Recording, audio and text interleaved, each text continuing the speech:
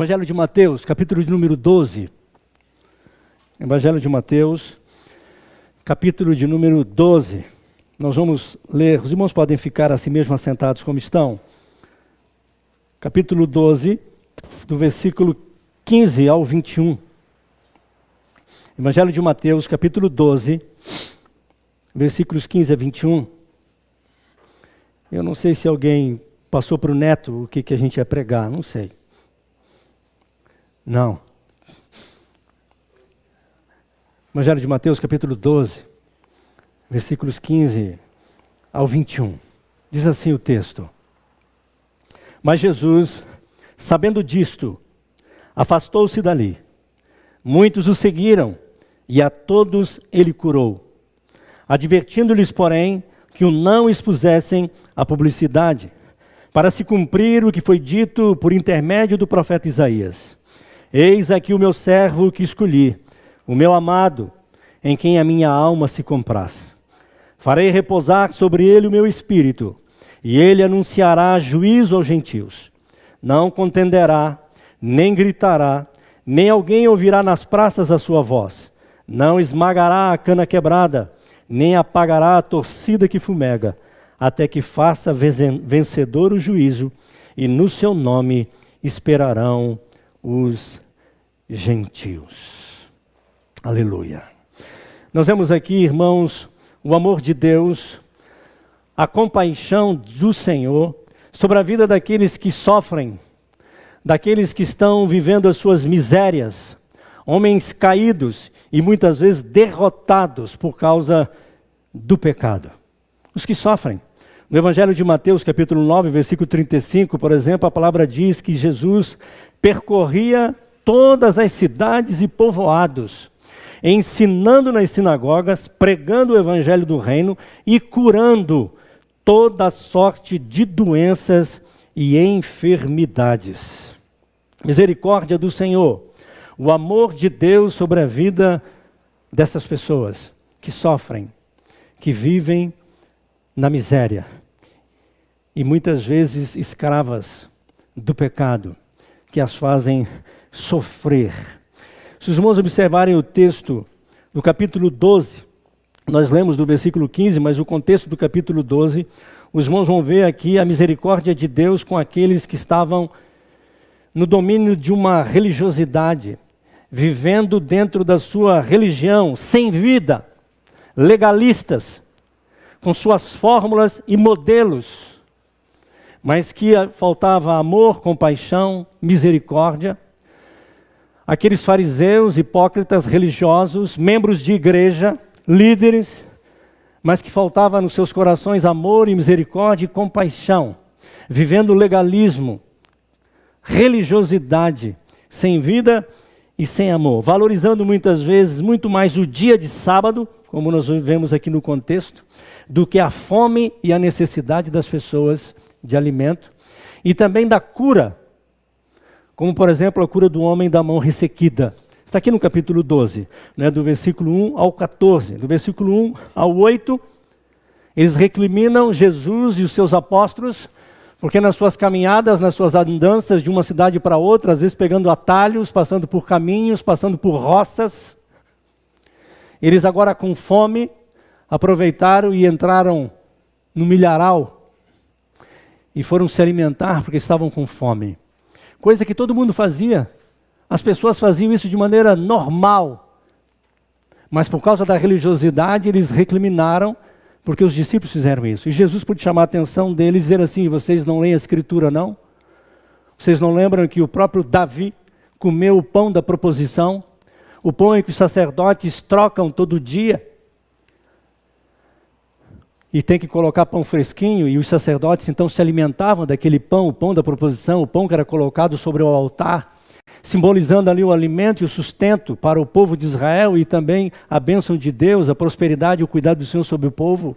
E o pão precisava ser renovado e trocado, só que os sacerdotes podiam comer. Davi não era sacerdote. Davi estava fugindo de Saul. E até é interessante o texto, a gente lê nas escrituras algumas coisas que parece que é estranha e quem sabe alguns até se escandalizam, né? Porque Davi está fugindo de Saul, Saul queria matá-lo, e ele agora encontra o sacerdote E ele fala assim, olha, estamos com fome, o que vocês têm para dar para comer? Para mim e para os meus homens. Mas você chegou aqui sozinho, não deixei os homens em determinado lugar. E eu estou aqui em nome do rei. Davi falou isso, ele mentiu ainda. Estou aqui em nome do rei. E nós estamos com fome, o que tem para comer? E o sacerdote falou, eu só tenho aqui o pão da proposição, o pão da mesa da proposição. Me dá esse mesmo, serve. E o sacerdote falou, mas não pode. É preciso que esteja em consagração, em santidade, em jejum.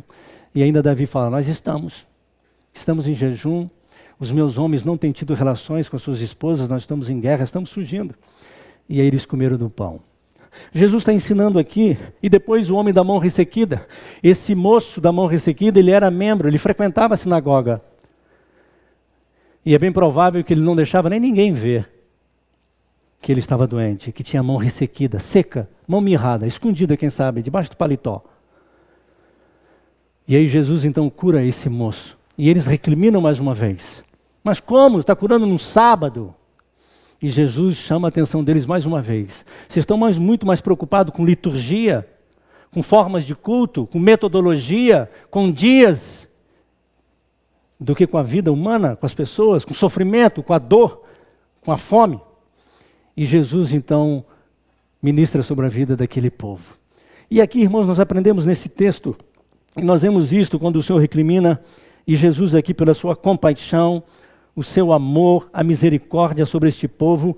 A palavra de Deus nos diz que Ele cura todo tipo de doenças, irmãos. Se você olhar no capítulo 4, por exemplo, de Mateus, no versículo 24, a palavra diz que por causa das curas, dos milagres, do que Jesus fazia juntamente com seus discípulos, no versículo 24, em Mateus capítulo 4, diz assim, e a sua fama correu por toda a Síria. Trouxeram-lhe então todos os doentes, acometidos de várias enfermidades e tormentos, endemoniados, lunáticos, paralíticos, e ele os curou. Pessoas com problemas mentais, doentes, loucos, lunáticos, endemoniados, enfermos e doentes. É interessante observar isso nas Escrituras, né? Jesus não curava só os enfermos, curava os doentes. Os irmãos sabem a diferença de enfermidade e doença? Um dia eu perguntei para alguém, você já pensou nisso? Não, nunca pensei, pastor. Enfermidade e doença. Você pode estar doente hoje, você pegou um resfriado, uma dor de garganta, está passando mal, você está doente, talvez tenha um mês, é uma doença. E enfermidade é algo que você carrega há longos anos, crônico, uma doença crônica. Nasceu com ela e os médicos disseram que você vai morrer com ela. Não é isso? Paralíticos, lunáticos, endemoniados. E o texto diz que ele curou e curava a todos. Irmãos, aqui a palavra de Deus nos diz no versículo 18 do texto que nós lemos. Eis aqui o meu servo que escolhi, o meu amado, em quem a minha alma se compraz. Farei repousar sobre ele o meu espírito, e ele anunciará juízo aos gentios. Irmãos, a palavra de Deus nos diz que quem nele crer conhecerá a justiça salvadora de Deus, o anúncio do juízo de Deus contra o pecado e a morte.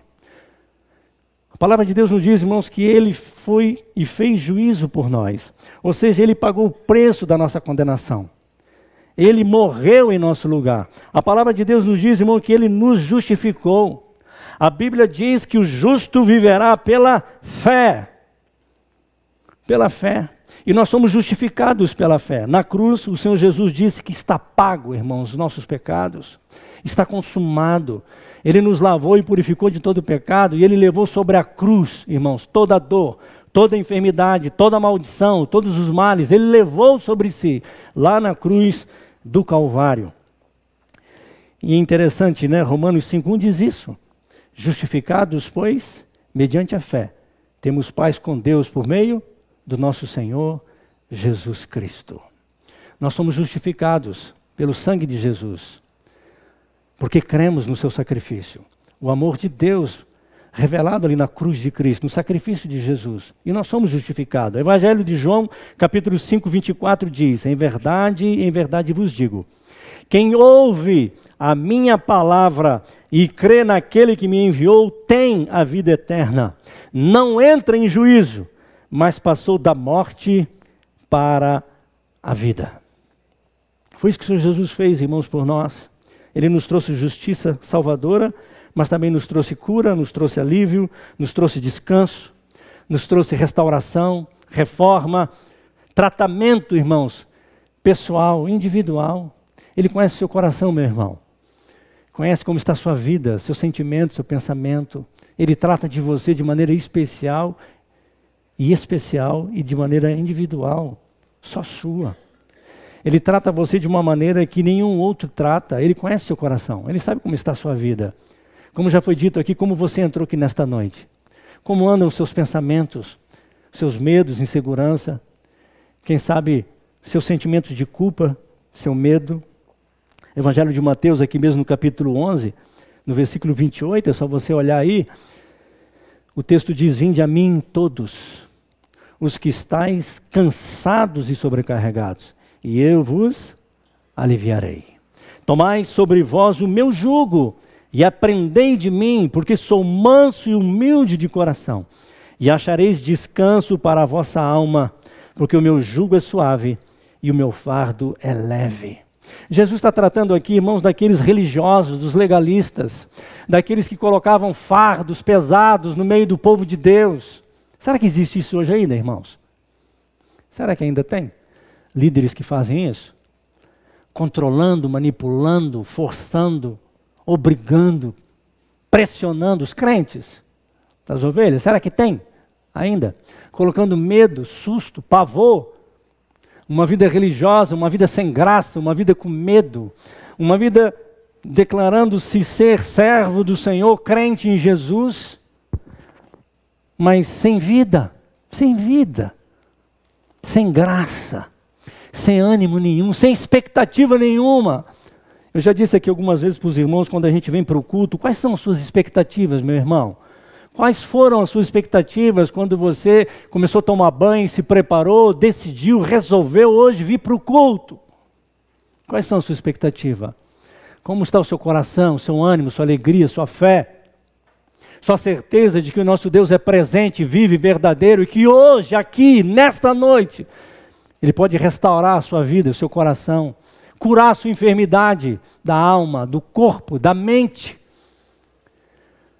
É incrível quando, muitas vezes, quem sabe, passa na mente, no coração de alguns nos dias de hoje, que parece que Jesus só fazia isso nessa época aqui.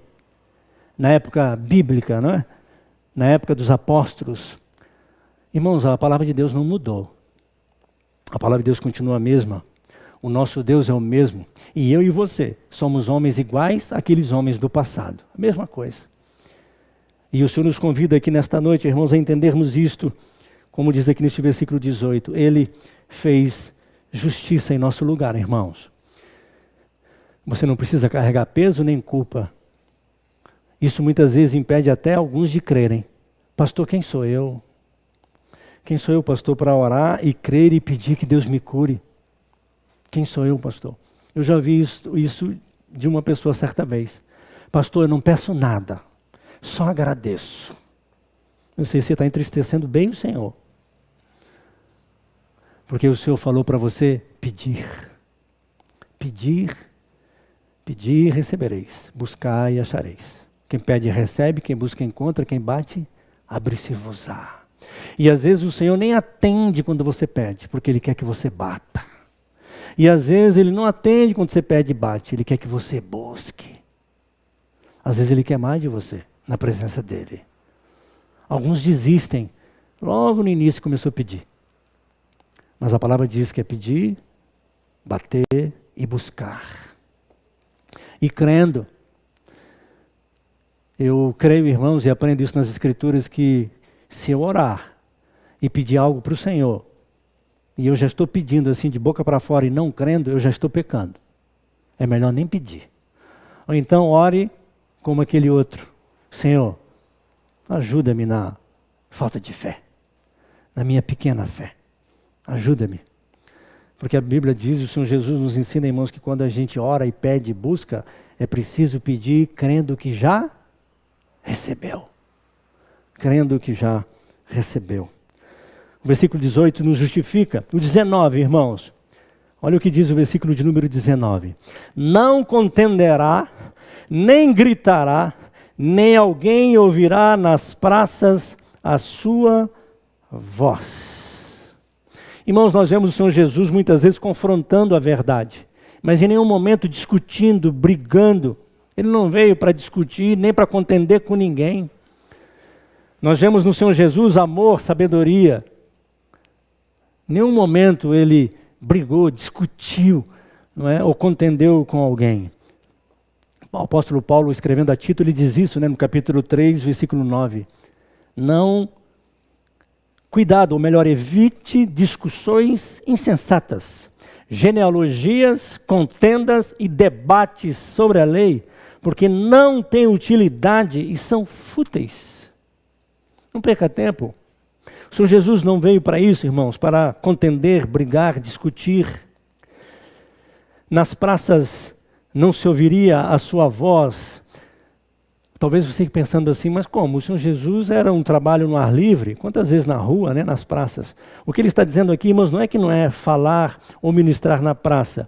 Quando ele diz não ouviria a sua voz, era com comícios, com demagogia, com forçação de barra, com maquinações, com ideias, pensamentos, ludibriar, enganar, forçar as pessoas, fazer comícios demagogos, gritar nas praças, manipular as mentes, dominar pensamentos, obrigar as pessoas a segui-lo.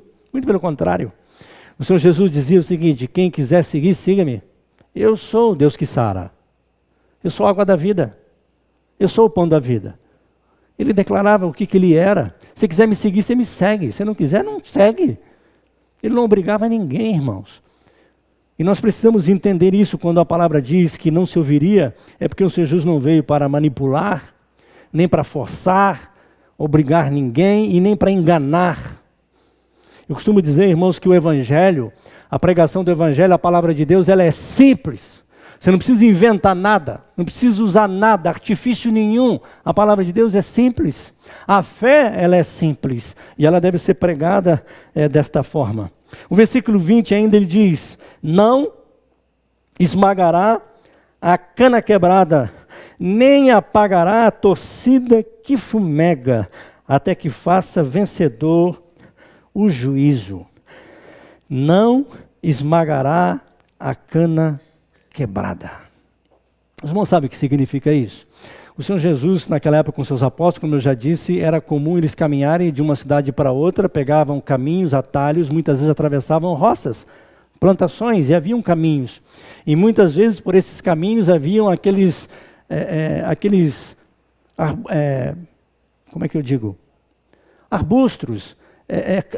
canas, caninhas, é tipo cana, não é cana de açúcar, mas é tipo cana. Vocês já viram, em alguns lugares parece até aquele capim, são umas caninhas, uns bambuzinhos, e aquilo cresce e ele deita e muitas vezes caía no meio do caminho. O que as pessoas faziam quando passavam? Pisavam, acabavam de esmagar a cana quebrada, a cana caída, a cana tombada. E quando o Senhor diz aqui que não esmagaria a cana quebrada, ele está dizendo que ele não veio, irmãos, para humilhar, ele não veio para diminuir, ele não veio para rachar, ele não veio para destruir mais aquele que está arrasado, aquele que está sofrendo, aquele que está vivendo as misérias ou as circunstâncias da vida, irmãos, que está sofrendo, caído, talvez até mesmo em pecado. Ele não veio para esmagar, para destruir, para amassar a cana quebrada. Há alguns comentaristas que dizem que estas canas muitas vezes eram aproveitadas, esses caninhos, que eles secavam e ficavam tipo uns bambus, eles aproveitavam e faziam flautas. As crianças usavam para brincar com essas canas. Talvez você esteja aqui nesta noite, ou você que está me ouvindo, já não tem cantado mais. Talvez você está caído, está ferido, não é? O Senhor Jesus não veio para te esmagar. Ele não veio para piorar a sua situação. Ele não fez isso com a mulher adúltera. Aquela mulher que foi pega em flagrante adultério, quando muitos queriam apedrejá-la. E quando o Senhor Jesus pergunta: se alguém ali poderia apedrejá-la, né, se não tivesse pecado nenhum. Ninguém atirou. E o que Jesus disse para ela? Mulher, não tem nenhum aqui que ainda te acusa. E nem eu tampouco. Vá e não peques mais. O Senhor Jesus veio, irmãos, foi para restaurar. Ele não veio para tocar ainda mais e ferir ainda mais, ou empurrar para o abismo o caído. Seu desejo, irmãos, é colocar de pé o caído. É restaurar a vida daqueles que estão sofrendo. É lavar o imundo, aliviar o cansaço e a opressão. Lembra do Salmo 37, no versículo 23 e 24? A palavra diz que aquele que cair não fica prostrado, porque ele estende a sua mão. Conhece? Salmo 37, versículo de número 23 e 24. O Senhor firma os passos do homem bom, e no seu caminho se compraz. Se cair, não ficará prostrado, porque o Senhor o segura pela mão. Entenda aqui que bom não é a pessoa ser boa. O próprio Senhor Jesus disse que bom não existe nenhum, a não ser o Pai que está no céu. Bom aqui é aquele que está em Cristo. Lembram quando Jesus disse que a árvore boa não pode produzir frutos maus, e a árvore má não pode produzir frutos maus. Se você está em Cristo, você é a árvore boa. Se você não está em Cristo, você é a árvore má. E quem não está em Cristo, a tendência, ainda que queira ou não, é fazer o que é mal e se afastar do Senhor. Mas quem está em Cristo, a tendência e o desejo é fazer o que é bom, ainda que não faça. É por isso que o texto diz que este que está em Cristo, porque ele é feito bom, porque é justificado em Cristo, ele dirige o seu caminho e cuida dele. E se cair, não fica prostrado, porque o próprio Senhor estende a sua mão. Mas no versículo 20 ainda, ele não só diz que não esmaga a cana quebrada, o ferido, o machucado, o caído, o que está em pecado, não acusa, não condena. O Senhor Jesus exorta a gente também nesse sentido, né? O dedo acusador. O Senhor nos chamou, irmãos, foi para restaurar. O Senhor nos chamou, irmãos, foi para ministrar bênção e cura. O Senhor nos chamou, irmãos, foi para edificar. Para ministrar na vida das pessoas restauração e vida, amor e perdão. O julgamento cabe a Ele. E Ele fazia desta forma. Mas o texto ainda diz no verso 20, não só não esmagaria a cana quebrada, mas Ele não apagará a torcida que fumega.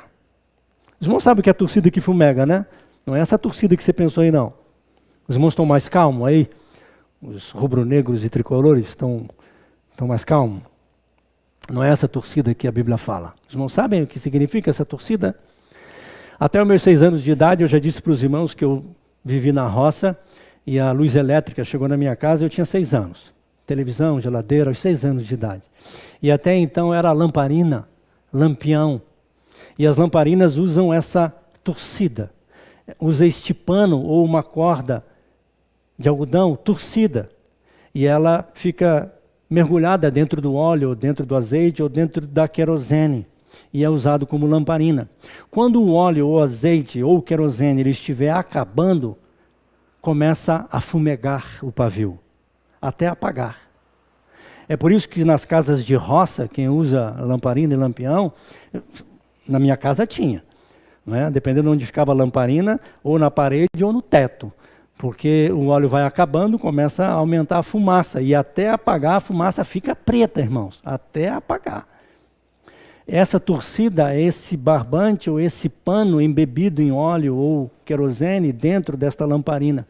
E quando o fogo está apagando, por causa do óleo que está acabando, ela fumega. E o Senhor Jesus está dizendo aqui, eu não vim para acabar de apagar.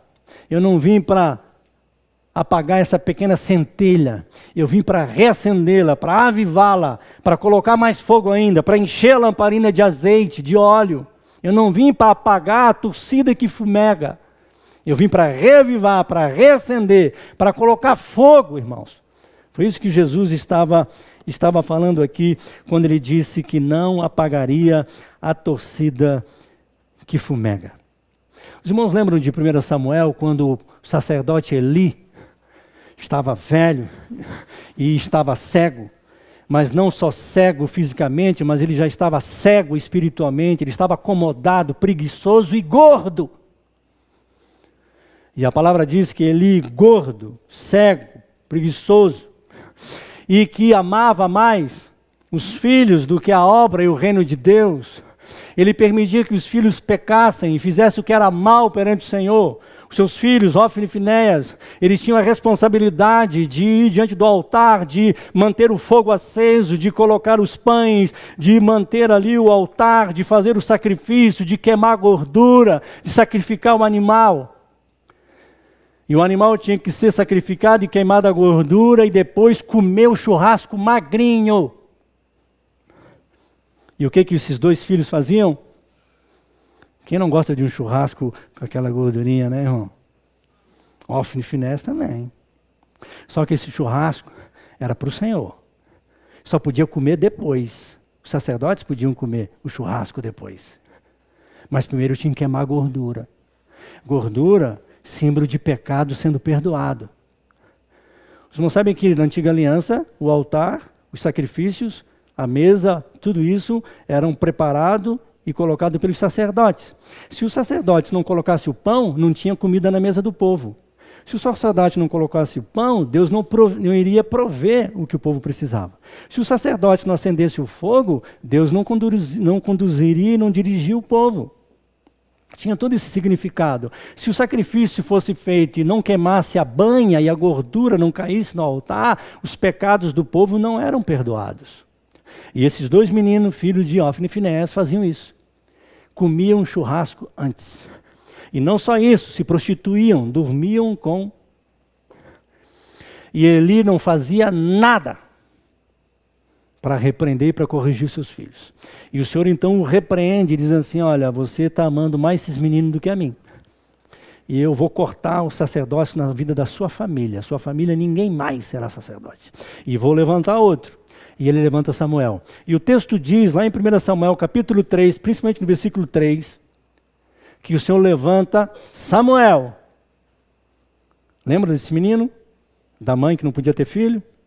E quando ele era adolescente ainda, um garoto, era um pré-adolescente ainda, o Senhor começou a usá-lo. E no versículo 3 diz que o Senhor, ele levanta Samuel antes que a lâmpada se apague. O texto diz que nesse momento de Eli, irmãos, já não tinha mais visões, Deus já não se revelava mais, Deus não falava com o sacerdote mais. Está assim hoje, irmãos? Mas o Senhor levantou Samuel e começou a falar com Samuel. E o Senhor começou a restaurar o povo de Israel. O Senhor reacende, irmãos, a chama. Ele não veio para apagar, ele veio para reacender, para reavivar. Colocar mais lenha na fogueira, colocar mais carvão na brasa, irmãos. Ele veio para cuidar, proteger, para reerguer, para ajudar na falta de fé, como eu disse no Evangelho de Marcos, capítulo 9, versículo número 24. O Senhor Jesus está no Monte da Transfiguração, ele e os seus discípulos, Pedro, Tiago e João, e eles têm aquelas experiências extraordinárias de ver a glória de Deus, e enquanto eles estão lá em cima, as coisas estão acontecendo aqui embaixo. Deixa eu dizer uma coisa para você, meu irmão, minha irmã. Enquanto nós estamos aqui, no altar, na presença de Deus, em adoração, muita coisa está acontecendo lá fora. Às vezes nosso desejo, irmãos, era ficar aqui. E o culto não acabar. E a gente continuar em adoração, louvor, gratidão, presença de Deus. Deus manifestando a sua graça. Mas a gente tem que sair daqui, irmãos. E é possível que a gente saia daqui e encontre aí na rua endemoniados, lunáticos, doentes, oprimidos, pessoas que precisam de uma palavra de restauração. O texto diz que o Senhor Jesus, quando desce com os discípulos, eles encontram lá embaixo um tumulto. E muitos vêm na direção de Jesus e começam a questioná-lo. Trouxemos um moço aqui endemoniado e os seus discípulos não conseguiram expulsar. E Jesus então se dirige a ele e primeiro ele fala com o Pai. E ele pergunta para o Pai, desde quando isto acontece? E aí ele fala, desde pequeno. O demônio pega ele, joga no chão, joga no rio, joga no fogo. Desde pequeno. Mas eu creio que o Senhor pode restaurá-lo. E aí o Senhor fala, é possível se você crer.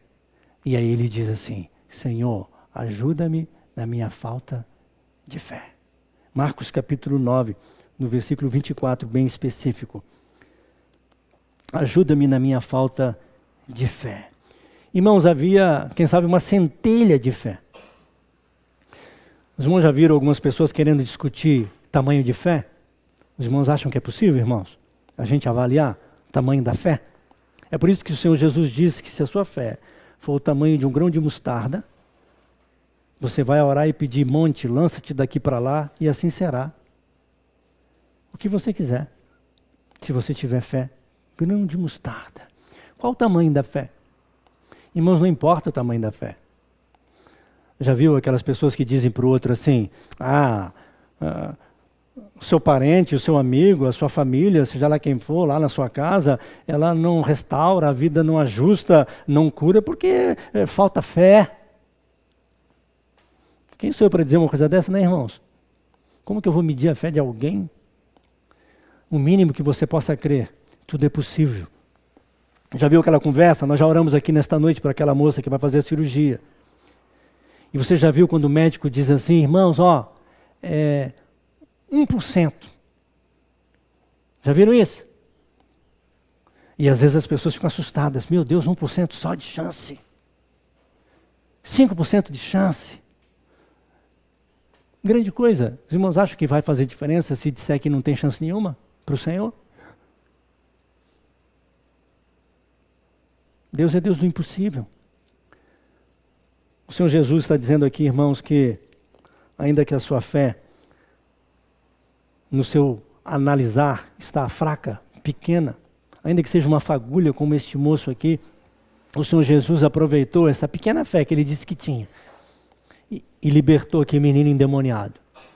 Aquele menino foi liberto, foi restaurado para a glória do nome do Senhor. Esse é o nosso Deus, irmãos. Esse é o nosso Senhor e Salvador Jesus Cristo. Deus que restaura, que levanta, que cura, que transforma. Esse é o nosso Deus. Eu não sei como está a sua fé. Eu não sei como está o seu coração. Eu não sei como você tem caminhado. Se você está ferido, quebrado, machucado. O Senhor está aqui nesta noite. Ou melhor, você que está aqui nesta noite. Para o Senhor te restaurar. Te levantar, colocar de pé. Avivar você. Acender essa chama. Colocar alegria no seu coração. Mais uma vez, em nome de Jesus, e nós vamos orar por isso, irmãos. Pela minha vida, pela sua. Mas eu quero te lembrar de uma coisa ainda. Porque o texto ainda diz aqui nesse versículo. Não esmagaria a cana quebrada e nem apagaria a torcida que fumega. Ou melhor, não esmaga a cana quebrada e não apaga a torcida que fumega. Até que faça vencedor o juízo. Até que esteja completa, irmãos, a obra. Até que faça vencedor o juízo. Nele esperarão os gentios. Ou seja, irmãos, há um número de separados, há um número de eleitos, irmãos. Aqueles que o Senhor tem chamado para a sua glória. O evangelho será pregado em todas as nações. Todos ouvirão a palavra. Mas aqueles que são escolhidos, separados, que o Senhor tem chamado para ele ouvirem a palavra, se cumprirá as Escrituras. Só que vai acontecer algo aqui, irmãos, muito desagradável para quem não crê e para quem tem rejeitado o amor do Senhor. Lá em 2 Tessalonicenses, e nós vamos orar. Segunda carta de Paulo aos Tessalonicenses, no capítulo 1, no versículo 7 e 9. Olha o que diz a palavra. Eu falei primeira, né? Segunda Tessalonicenses. Capítulo 1, versículos 7 e 9. E a vós outros, que sois atribulados, alívio juntamente conosco, quando do céu se manifestar o Senhor Jesus com os anjos do seu poder, em chama de fogo, tomando vingança contra os que não conhecem a Deus e contra os que não obedecem ao evangelho do nosso Senhor Jesus Cristo. Hoje é o dia, diz a palavra, da salvação. Hoje é o dia de justificação. Hoje é o dia da restauração, da restituição, do reerguer. Porque vai chegar o dia, nós não sabemos quando será, irmãos, em que virá juízo sobre aqueles que rejeitaram e não creram no amor de Deus em Cristo Jesus. Vamos orar? Tem cana quebrada aqui? Tem pavio fumegando? Quem sabe está faltando azeite? O Senhor pode reacender, meu irmão, reanimar, avivar o seu coração, colocar alegria de novo em você, tirar você dessa religiosidade que você tem vivido. Quem sabe você até diz que crê em Deus, mas vive uma vida totalmente sem sabor nenhum, sem expectativa, sem alegria, sem ânimo, sem fé. Apenas diz ter uma religião. Jesus não veio para trazer religião. Ele, muito pelo contrário, ele veio combater a religiosidade, a hipocrisia, a aparência. O Senhor se agrada, irmãos, é do coração verdadeiro na presença dele. Ainda que pecador e fraco, falho, mas que reconhece. Senhor, eu estou quase apagando. Meu coração anda triste. Eu ando muito abatido. A minha fé parece que nem existe mais. Coloque isso diante do Senhor. Senhor, sopra sobre mim. Aviva essa chama. Coloca fogo no meu coração, na minha alma. Renova em mim, Senhor. Restaura, cura-me. Faz com que essa cana quebrada seja restaurada e volte a cantar de novo. A servir de instrumento, irmãos, para a glória de Deus. Coloque isso diante do Senhor. Vamos orar? Eu queria orar por mim e por você. E se tiver alguém aqui, quem sabe o seu coração, você sente essa necessidade e você gostaria de uma oração. Não importa o que esteja acontecendo, mas que envolve tudo isso que nós falamos. Se você quiser vir aqui na frente, nós vamos orar por você. Senhor, aviva em mim, Senhor. Renova. Enche-me com teu espírito. Eu quero de volta, Deus, estar na tua presença, com alegria, com prazer que eu sempre tive. Talvez você foi ferido, machucado, como dissemos aqui. Se você quiser, vem aqui na frente, nós vamos orar. Orar por você, orar por mim, orar pela igreja. Nós temos dito aqui, irmãos, que nós temos clamado por um despertamento, um avivamento na Igreja Presbiteriana do Brasil. Um despertamento, irmãos, da graça do Senhor. Vida de verdade. Vamos orar? Feche os teus olhos. E se você quiser vir aqui na frente, venha. Nós vamos orar por você. Ó Deus bendito. Obrigado, Senhor, por este privilégio de podermos estar aqui diante do teu altar. Obrigado, Senhor, porque nós cremos na tua palavra, Senhor, no teu amor e nas tuas misericórdias que se renovam sobre a nossa vida. Ó Deus, tu sondas e esquadrinha cada coração aqui nesta noite. Aqueles, quem sabe, que andam desanimados, tristes, feridos, machucados. Aqueles, ó Deus, que de alguma forma, quem sabe, têm sido oprimidos, ou levando uma vida religiosa, ó Deus, sem sabor, sem vida, sem força, sem ânimo, sem coragem. Ó Deus, restaura nesta noite.